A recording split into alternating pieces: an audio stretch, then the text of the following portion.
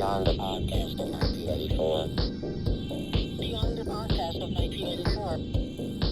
Beyond the podcast of 1984. All the way from Planet X, it's your favorite endoparasitic mutant host, the bizarre alien. And here we are with another second episode of the alleged season 2 of Beyond the Podcast of 1984, and I've got a show for you. Wow, I sound like a robot, don't I? Maybe I am a robot. I don't know. I'm sure if that's ever happened, you find out you're a robot. That's been done in movies. So, anyways, yeah, trying to get my brain to work. I like to blame the medication. I just took a bunch of pills earlier, which I have to do every single day. All right, lots of stuff for my diabetes, as I like to call it. And for anybody that thinks, oh, you should be taking it lightly and laugh about it, I can if I want. I'm the one that has it, not you, dummy. So, anyhow, I've got a story for you tonight. Just right cut to the chase. So, in between September of 1985 and May 1988, I lived in Bonn, Germany. And while I was there, that was when I first tried to make a band. I would say since probably like 1984, I had fantasies of being in a band. I never tried back then. But I think it was around probably near the end of 1985, I ended up meeting this friend of mine in high school named Chris Hayes. And Chris was a pretty cool guy. I'm a short fella, sort of a bowl haircut. Just a kind of a regular, kind of goofy looking guy, much like myself. I was goofy looking. I had kind of a bowl haircut too, and definitely the beginnings of a mullet. Of course, this was so long ago, although I had a mullet later. I'll talk about that sometime, about my other mullet that I had years later. It was pretty bad. But anyhow, so my friend Chris and I, we ended up becoming friends. And I don't know how we met. It might have been just randomly talking about music. I don't know. Anyways, cool kid. He invited him over to his house one day. And I met his mom, who was Austrian, and his father is American. His father was in the Air Force. And anyhow, we ended up becoming really good friends. And one of our favorite things to do, we were constantly air guitaring in his room. And he had a pretty decent cassette collection, and this was what he had, like, God, what was it, like, he had Siga Siga Sputnik, God, what else did he have? I'm trying to remember who we air guitar to. No, I'd bring tapes over too, but it was like we'd air guitar to like Iron Maiden and TNT, Billy Idol, Pet Shop Boys, which is funny because I don't think they ever used a guitar in their music. I don't know. I haven't heard enough Pet Shop Boys, although I like them. I like some songs by them. But anyhow, we were always air guitaring, and then one day we were talking about, oh man, it'd be cool to do a band, and we had these really ridiculous ideas. It was like we were imagining like this is like a few years before I even heard of Gwar. I didn't know of their existence at all, and anyhow, we had this idea like, man, what if we're like a hard rock band and we cover ourselves in gore. And I was thinking about Queensryche, and we made up this band. And I not to sound like an egotist here, but I have to credit myself because I'm actually the one who came up with the name. But we ended up calling this so-called band Scream Rage, and it's funny because it was spelled SKREEMRAYGE with an umlaut over the Y, which makes no sense. Because I was thinking about Motorhead. I'd just gotten into Motorhead.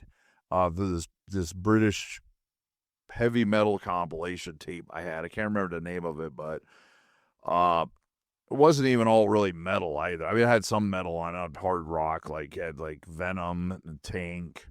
Hawkwind, Motorhead. I can't even remember who the other bands on there were. But anyways, I was inspired. I was like, whoa, they're going to umlaut. And then, of course, Motley Crue, who I'd been into for a little while. That's when around the first time I got into Motley Crue. But anyways, what's funny is that Chris had a drum set, but what was kind of dumb, and it used to really kind of annoy me. I didn't really say anything, but it's just like, hey, man, we use your drum set. He's like, well, I got it up in the attic. So what he did is he would play this. He had the seat cushion, and he'd hit it with pens. And I was borrowing this bass guitar from this neighbor, this kid named Bucky. And what was funny is the bass guitar was totally beat up. I think it only had like 2 strings on it. And this kid would use it as a baseball bat. And I was trying to, I should have bought it from him. I don't know. It was kind of beat up. But anyways, he let me borrow it. So I had it for a while, which is kind of weird. I didn't remember ever having it in my room. I think I just borrowed it from him sometimes. But anyhow, I didn't have an amplifier. And I would play it, and we started recording our stuff. And the funny thing is, it was recorded on this really old tape. And the funny thing is, this was in 1986 because it says it on the shell. It says Scream Rage. And we were going to call our album Smash the Glass, which was pretty, I don't even know. I think I was thinking of like Ride the Lightning, because at the time, Metallica was my absolutely favorite band. And I still, to this day, I love Ride the Lightning. And yeah, we started recording stuff. And what's amazing is I still have that tape. In fact, several years ago, my buddy Zach from Fuck Music Productions, the band's Brainiacs, and I apologize, Zach, I'm trying to remember the name of your other bands, but let's see, what was it? One band's Gay Porn, Overflowing, Septic Tank. God, I wish. I'm trying to remember the name of your other bands. I mean, we did like a 3-way split years ago, and I can't remember the other dude's band. I don't know. It's like I don't have references right now. Anyhow, Zach rendered, which I thank you to this day, buddy, rendered that cassette to CD. And the only thing that I'm kind of disappointed, I need to ask him again about it. But at the very end of the recording that we did, I clearly remember it's on the tape. So Chris's mom, who is a really, really cool lady, a really nice gal, at the end of it, she's knocking on the door. She's like, Charles, Christopher, would you like to have some lunch?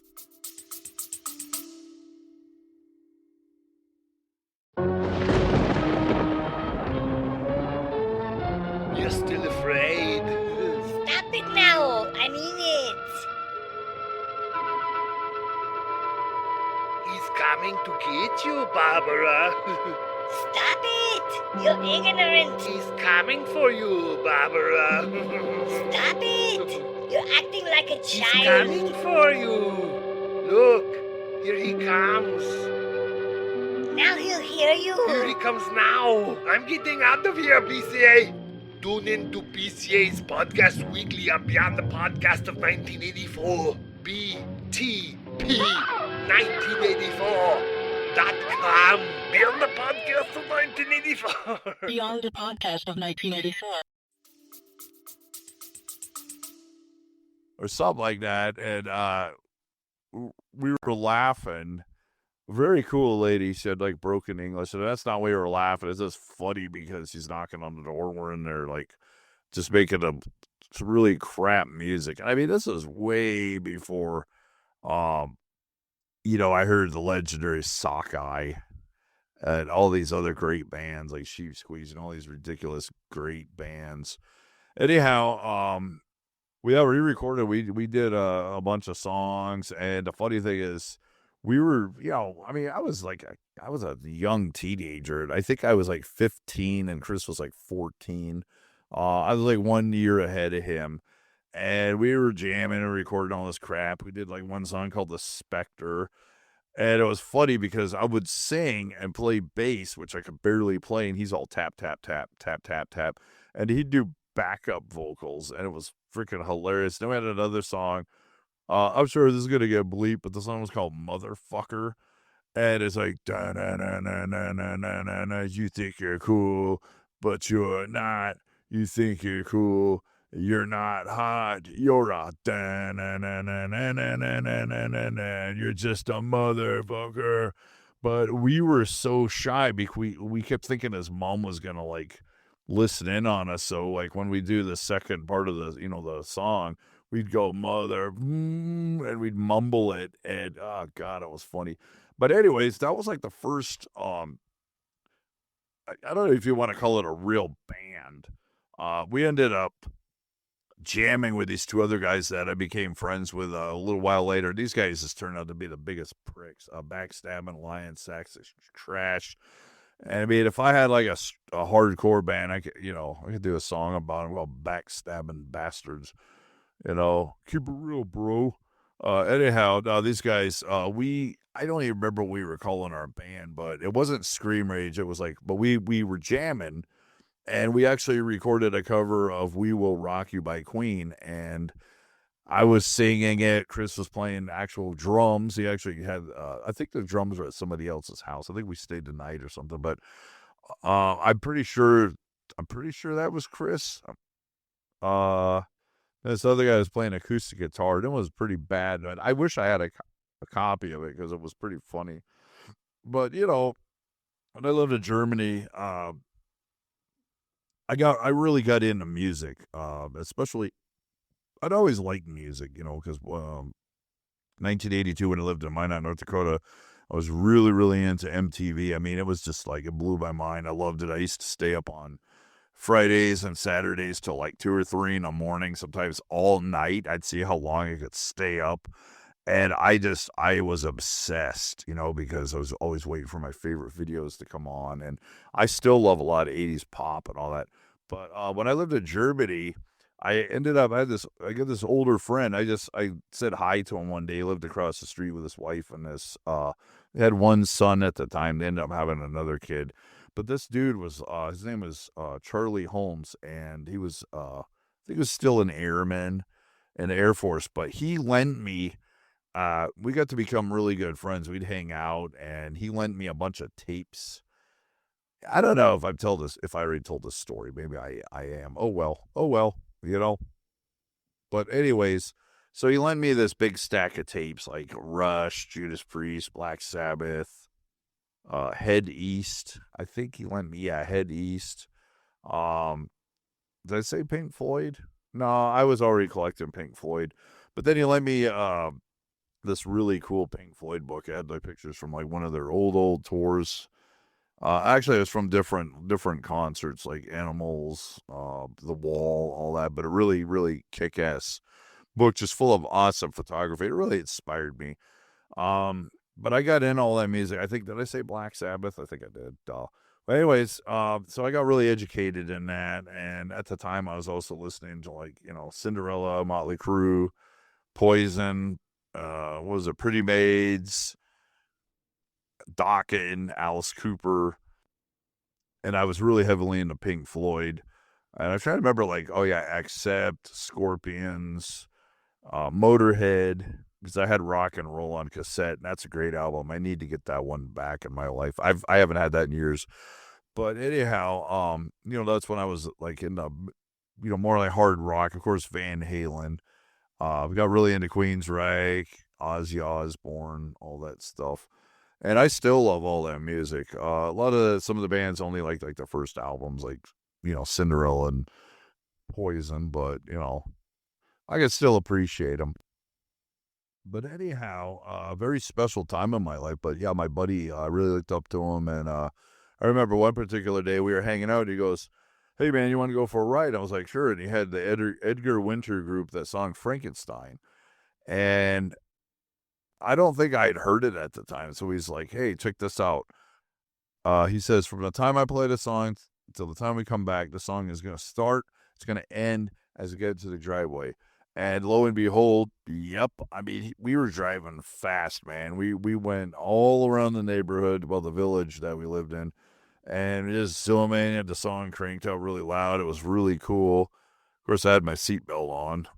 He insisted on that. We pull into his driveway as soon as the song ends, and I was just like, wow.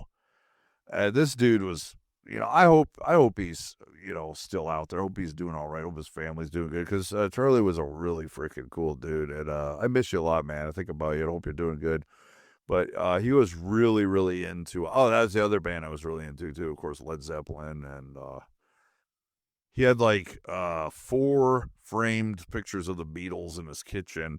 And I know his first son, Robert, was named after Robert Plant. And I'm trying to remember, they ended up having another kid, and they named him after, God, I can't remember who it was. I don't think it was Jimmy Page. It was somebody. It was another like rocker. But anyhow, so yeah, Germany. And I had one of my best friends over there. He was my best friend over there. It was a guy named Milton. And I really missed that dude. I have not heard from him in a very long time. But his nickname, called him Milt the Built, and he was in a football, but not a jock at all. Really super cool guy. I mean, he kind of looked like a jock, but he wasn't. He was one of the nicest people I've ever known in my life. He was really into like Heart, Bryan Adams, and like Stan Bush. I like all those bands. I still like them all too. But he and I also would air guitar a lot at his house. I go to his house a lot. I hung out with that dude a lot. We did air guitar to Bryan Adams, and it was pretty funny because I was really into Bryan Adams back then. Just recently kind of got back into his music again. I really do like some of his songs, and I don't care what anybody thinks, because I know people are like, yeah, Bryan Adams is pretty weak. I'm like, whatever. He's a big King Diamond fan, so you got to give him credit for that. Apparently, that's a story that I just read. Speaking of Bryan Adams, it's apparently not too long ago, there was a story about that he likes to play Merciful Fate on his tour bus really loud, and none of his band members could stand him. And he's just like, dude, I love metal. And I'm like, what a cool dude. I mean, because Bryan Adams is definitely not metal at all. I mean, not even really hard rock. But anyhow, I think that's freaking really, really cool. And, my friend Milton and I, we had all these nicknames. I called him Milt the Built, and I was Wild Sea Styles. And before I forget, my friend Chris, I nicknamed him Chris the Hiss. And, just these friends with these nicknames, and I'm like, man, we're all like, we're like heavy metal. And I would draw all these, fake album covers and stuff and come up with all these ideas, and it was just really cheesy. But Milton and I came up with a band, and God, I think we recorded one song. I don't remember. I remember we were jamming. I think we tried to do like a rap song or something. Oh yeah, we did a cover. I think we did a cover of the Beastie Boys. Oh come on, what was the song? Yeah, it was "Fight for Your Rights to Party," which that's another band I really love. I've loved the Beastie Boys since, like, what was it? That album came out, 86? License to Ill. Got that on CD many, many years ago. Finally. Anyhow, we started this band, and it wasn't even a real band. We called it BDOA, and it stood for Beer Drinkers on Acid. And I totally believed in it. I was like, man, we got to make this real. And I remember I brought over one of my keyboards, and it was funny. I'm pretty sure we did one song, and it was really terrible. I don't even know what happened to the tape. It was like a long time ago. But anyhow, that was my first foray into trying to do bands. And my little brother Jimmy, and I remember one day he was playing like a bucket or something. We were jamming in a basement in my room, because my room was way down in the basement, and it was in its own room right next to the laundry room. But he was banging on these buckets, and I was playing one of those old organs. You plug it in, you turn it on, and it's like powered by air. It goes. It's like really cheesy, but I was playing that, and I was singing some stupid song like, I am a werewolf, I will kill you when the moon comes out, I am a werewolf, you will die. And it's like, oh wow, it was pretty horrible. And that was like something, I swear, I have a tape somewhere with my little brother singing on it. I'm gonna find it, because I know I have it somewhere, some really old, crappy, like, master sound, like, one of those master sound cassettes. Those are just like crap.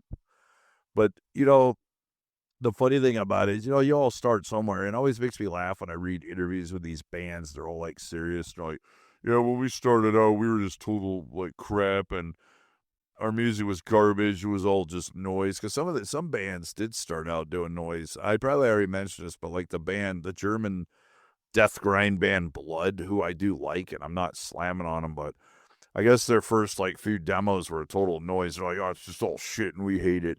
But somebody put out, because I saw it on Andy's list, on his top 20 or something, which I miss reading those. I love those. But Andy from Captain Three Leg, it was like Blood, like an early demos collection. I want to get my hands on a copy of that, but I've always wanted to hear that. I've never heard that stuff.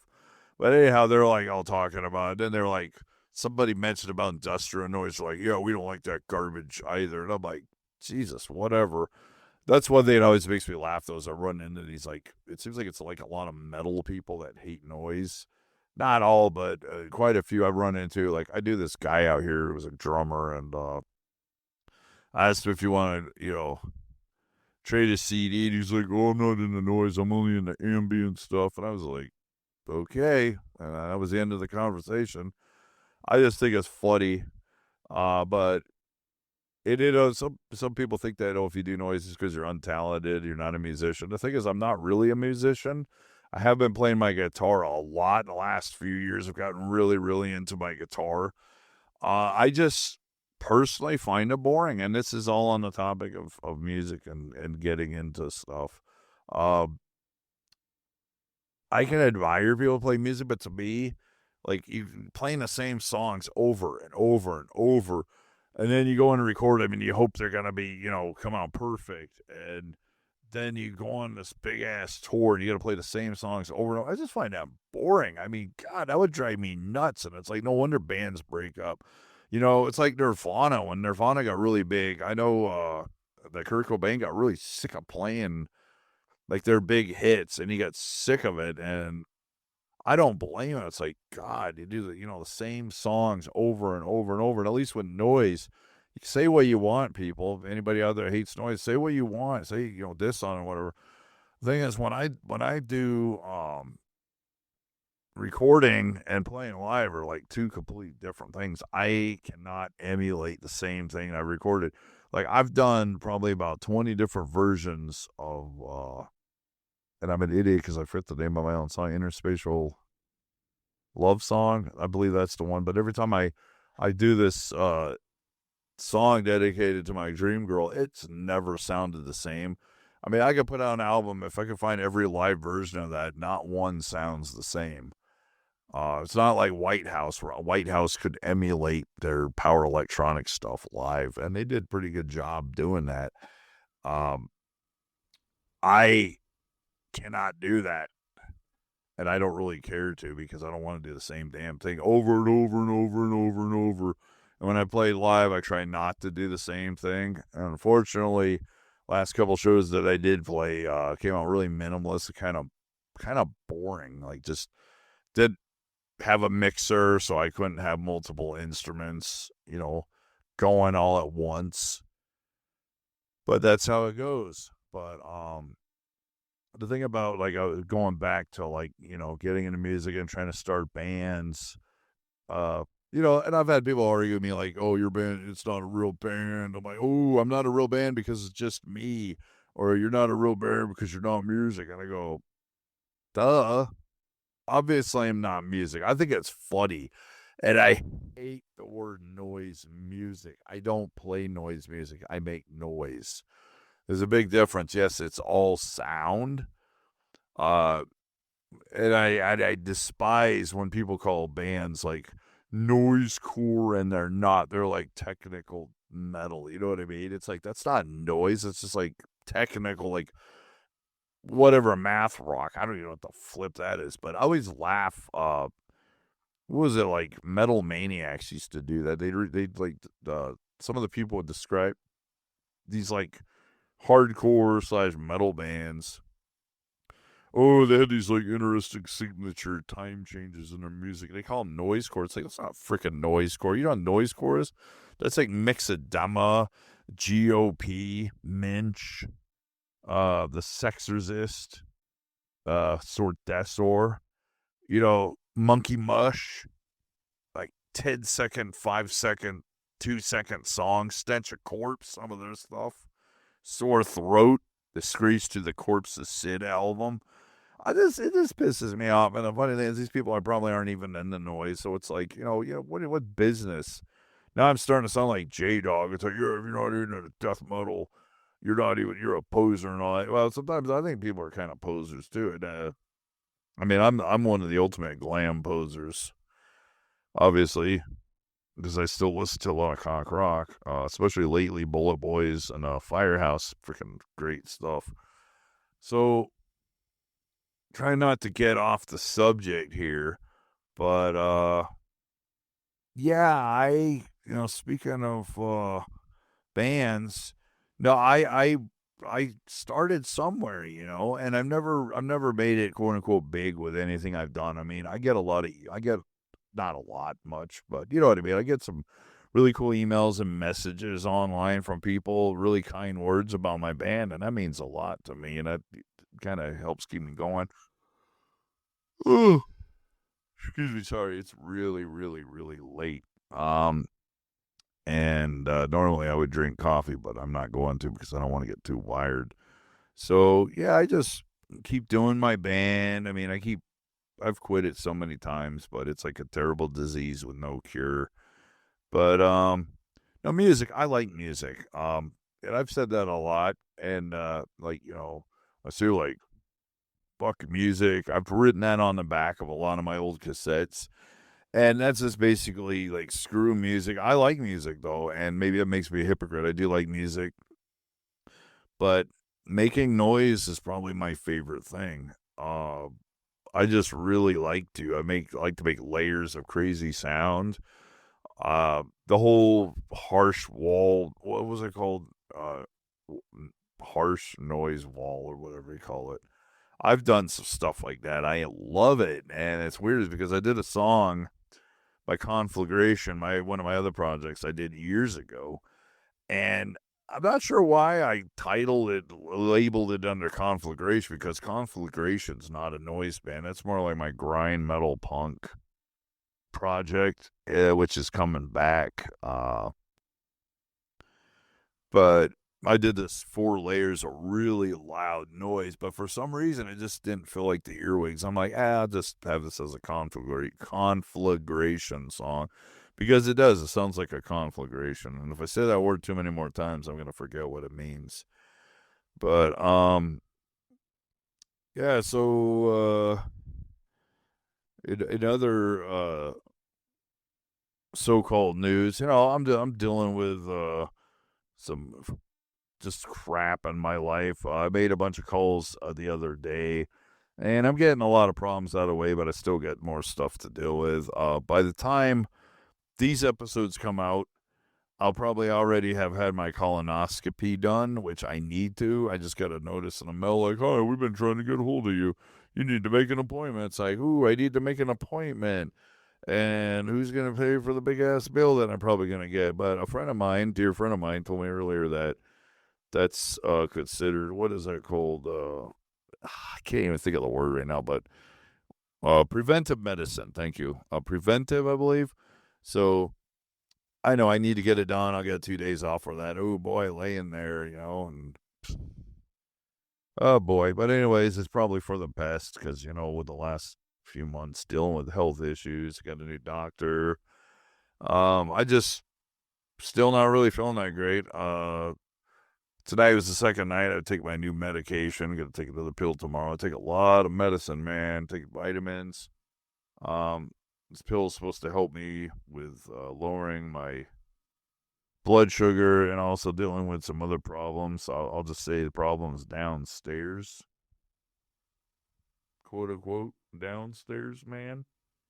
But yeah, it's nice to be back doing another episode here, and if I wasn't so tired, I'd probably try to make jokes, but I don't really feel like doing that right now. I'm out of it. I'm zoned out.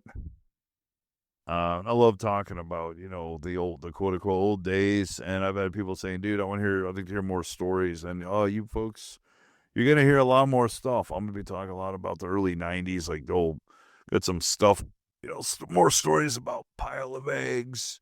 Of course, Earwigs, shows I've played, people I've met, good and the bad, man. Excuse me. And meeting legends like, Ron Lessard from RRR Records and Emo Bolio, folks like that. Just a lot of funny stories and, not really anything too bad. Like, I laugh at the word my old friend, my old buddy Patrick from Trash Fuck Records, just talk about noise beefs, and I need to get back in a hold of you. Speaking of which, dude, I don't know if you heard my show yet. I hope you hear it, buddy, but Trash Fuck is a really cool label. But he was having these quote-unquote noise beefs with people, and I just laugh. That word just cracks me up, noise beef. And I've had people online try to start smack with me over my band. I'm just like, oh, God, whatever. Excuse me, sorry about that. A lot of people on YouTube, there's a lot of, I would call them cyber bullies, a lot of pricks. And I've been finding myself, like, I'll put up like a comment about something, and like just complimenting the person's video or whatever. And then all of a sudden I get all these assholes trashing on me. So what I've been doing is I've been going back through, and instead of arguing with them, I just delete my comment, and then all their comments are deleted. I feel kind of weak doing that. But it also kind of really ticks me off that people get to be such a-holes. It's almost like getting ganged up. I've had people in the past, I'm like, where do you live? If you want to go, several years ago, I got online and I wanted to listen to some Deche-Charge. And I have some Deche-Charge, but I wanted to just, play some videos or whatever. Anyways, I get on YouTube and I found, what are the 7-inch? I was like, oh, cool, I'm going to listen to it. I got on there. I said, oh, yeah, cool guys, this is really cool stuff. Well, so somebody gets on there and just started to insult me. It's like a little mild insult, like guys, you're probably pretentious too. This is just like garbage. And I was like, what is your problem? I said, all I do is I like Deche-Charge, one of my favorite bands. I said, I don't even know you. Well, anyways, it ended up, I think it was within like a 2-week radius. This guy started getting really violent. He's like, yeah, I want to slit your throat, a Rocky style. And I said, hey, you know what, buddy? I'm going on tour. Why don't you give me your address? Let's see how tough you are. Let's see you do that. Pull a knife out. See what happens. I dare you. And then he wouldn't respond. And I told him off. I was like, you're an asshole. I said, I don't know you. I'm on here trying to comment on my friend's stuff. And you're just sitting here, crapping on me. I said, why don't you go F yourself? And it just got really super violent. And I think I ended up deleting all of it. I don't remember because I was trying to go back and I wanted to save the whole conversation and like put it in my zine that I was doing at the time. And I don't know, it just got really, really violent. I asked the guy, I said, where do you live? I said, let's go. I said, I want to see how badass you are, you asshole. And this guy, he would just not shut up. And I was like, wow, man, what the frick is your problem? Like, what a douche. But there's a lot of that going on, and that's why I have to laugh, man. And I know I'm jumping from talking about, the first bands that started to like the Earwigs, and now I'm talking about bullying. But bullying is a real serious thing. It's still going on. I run into a lot of like a-holes. I've had people yell at me when I'm riding my bike. I don't even know these people. I'm like, I'm riding my bike, I'm minding my own business, and all of a sudden someone's like, get off the effing road, you idiot, or something. And I've told him, I said, why don't you say it louder, get out of your car and say it to my face, because it does, it really ticks me off, man, because like, I don't know these people. And constantly the hostility of people is ridiculous. There's a lot of hostility in Spokane, Washington, and some people are like, well, maybe it's your attitude. I'm like, why don't you kiss my ass, dumbbell? Because I'm not the one starting this crap. I'm minding my own business. I try to make a joke with somebody. I'm not being crude, and then I get some stranger like standing there glaring at me, and I'm like, take a picture, you know? You're not my type.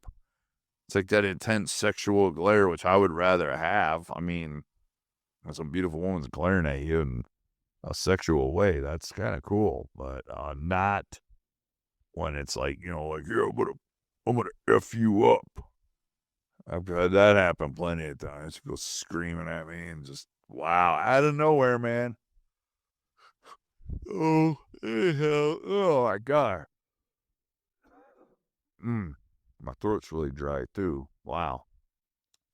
So yeah, pretty much the gist of this episode was, you know, I was talking about my old friend Chris Hayes, and then, you know, did I even say his real name? Milton Heaton Jr., aka Milton Built.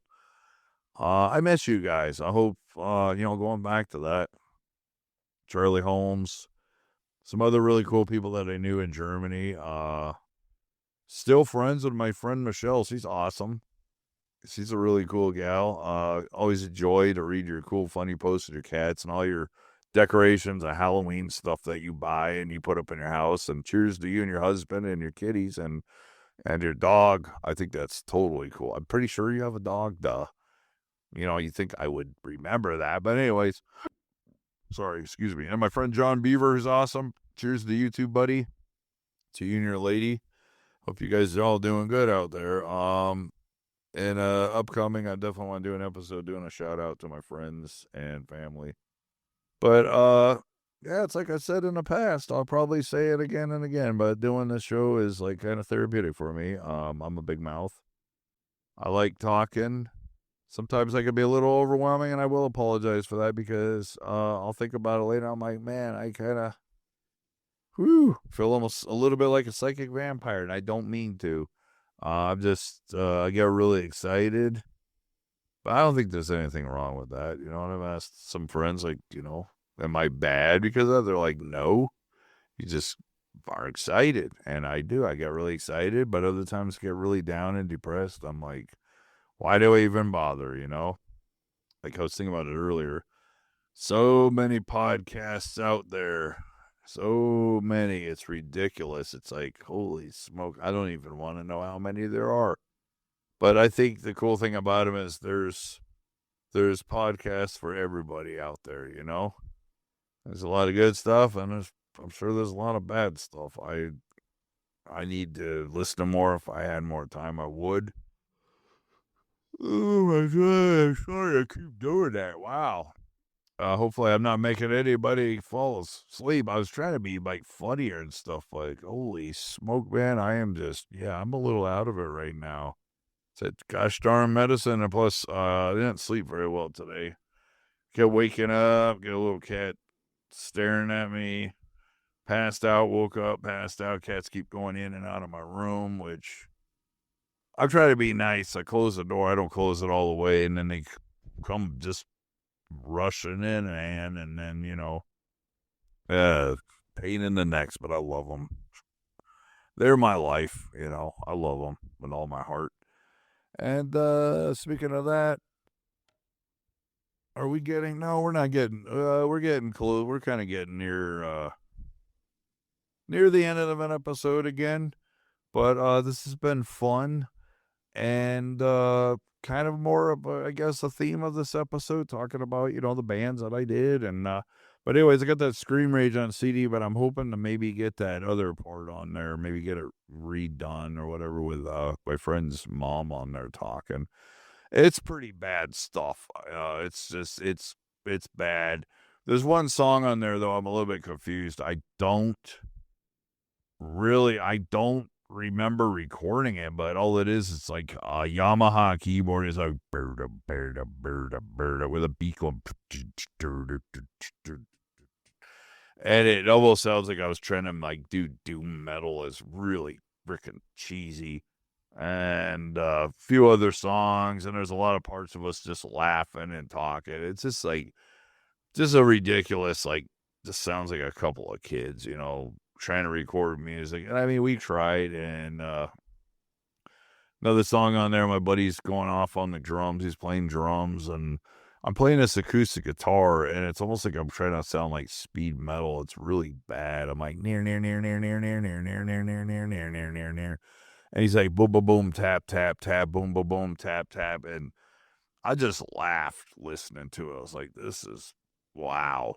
But, it's a good time. It's from a time of, I don't know if I want to say innocence. I was I was a punk back then. I remember I used to actually buy cigarettes. I would like smoke, try to be cool with people. I was always late to class. I had a friend. Part of the reason I hung out with him, I kind of had a crush on his sister, but her best friend, I kind of definitely had a crush on. God, she was beautiful. This girl named Teresa. She was beautiful, but I hung out with those guys, and it was funny. This was so long ago, and we had a poster of Raven on his wall, which was cool, with Rob, the Wacko Hunter, the drummer. I always thought he looked totally cool. But then some metal pictures on his wall, and I would sit in the room, and we're smoking cigarettes. It was funny because I did that for a short time, and then I really got tired of being late for class. I was like, well, maybe I could hang with these people, and they just turned out to be a bunch of asses. And so I had like almost a full pack of cigarettes. I just threw them in the garbage, and I was never late to class again. I was like, I'm done.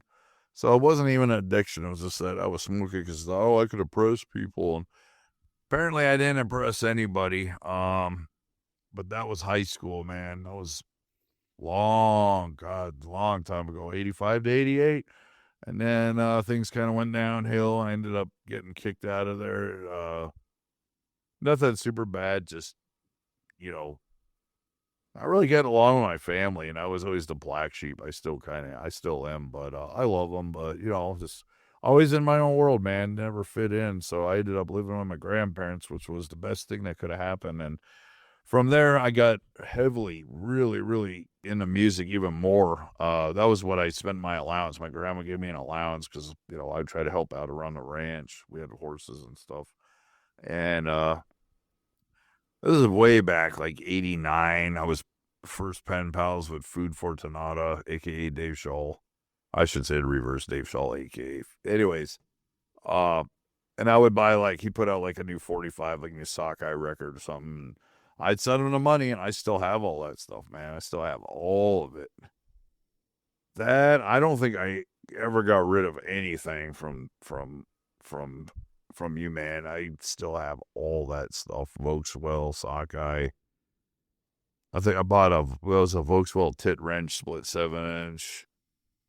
What was it? A Eeyore prayer tool. I can't remember. But anyways, that band's pretty incredible. I got one of their 7 inches with a handmade cover, which is really cool. Vierto 17, I think, was from Scandinavia. It's really stripped down. I don't know what the hell it is. It's a really oddball record. It's pretty cool, but it's also what the... Meat Shits, Pornaholic 7-inch, which was the first Meat Shits vinyl ever made. It's a 90 songs live with an X-rated cover. And I still own that, man. I remember being excited about those, back when they were, total noisecore. So the earlier stuff I like the best. Anyhow, so yeah. I think that's about it for this episode. Don't know what the next episode is going to be like. Definitely going to be some interviews coming up with some friends. Hopefully another interview with my brother, Mr. Fecalophicus.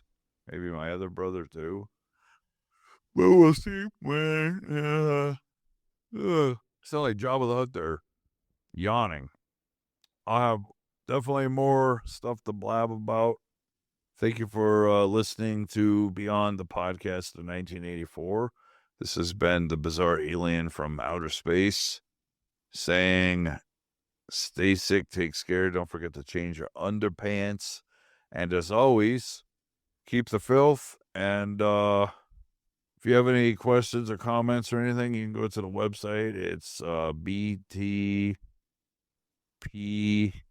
btp1984.com. Should be easy to find. Just type in Beyond the Podcast 1984 podcast. It should bring it up. I think it's the first link, but all this internet stuff, normally, if this is 20 years ago, you could write us a letter. I mean, you still could. You can get my address. You can write a letter. I wouldn't mind that. I'd read your letter on my show. That'd be cool. But like I said, last episode, we got, Tim made a bunch of really cool buttons. So if you donate any money towards the show, you get buttons, I can send them to you, or Tim can. Tim has like probably thousands of them. And we got other stuff coming up, maybe try to help fund this show. And anyhow, thank you for listening to my show. Hope you're all doing good. Take care of yourselves and your critters, because they're as important as you. And lots of love and respect your way, friends. And I'm going to keep watching the skies. And hopefully my dream woman hears this and will come on down and visit me and hang out with me and force me into marriage. I don't mind that. I fantasize about that. So, okay, I'm out of here. Adios. Nanu, nanu. Oh my God, no. Oh, no. Beyond the podcast of 1984. Beyond the podcast of 84.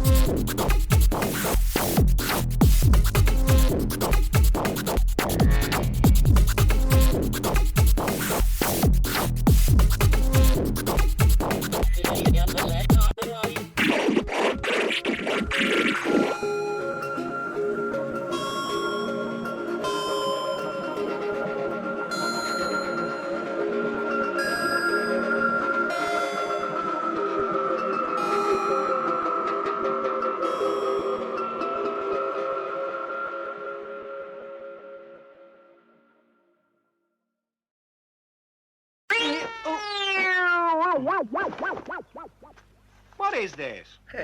It's Beyond the Podcast of 1984. Well? Oh. It's just BCA. Better not be. I warn you, for many years, I have been training as an acrobat. Know a lot of tricks. Well, then show us on btp1984.com. Of course I wouldn't. Hey!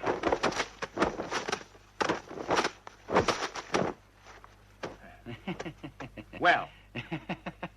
BCA finds it very hilarious. Maybe you could tune in and listen to the show, btp1984.com. Sure. What do you think I am? A fake? Are you a diehard fan of Beyond the Podcast of 1984? Do you want to show off your love for the podcast in style? Well, look no further. Introducing our exclusive podcast merch line. From t-shirts that will make you the envy of all your alien friends, to hats that will keep you looking freaky while repping your favorite podcast. We've got everything you need to take your Beyond the Podcast of 1984 fandom to the next level. So don't wait. Head to btp1984.com now and grab yourself some podcast merch before it's all gone. And remember, wearing BCA's merch will automatically make you funnier and more attractive. Get your Beyond the Podcast of 1984 merch today and join BCA's podcast revolution.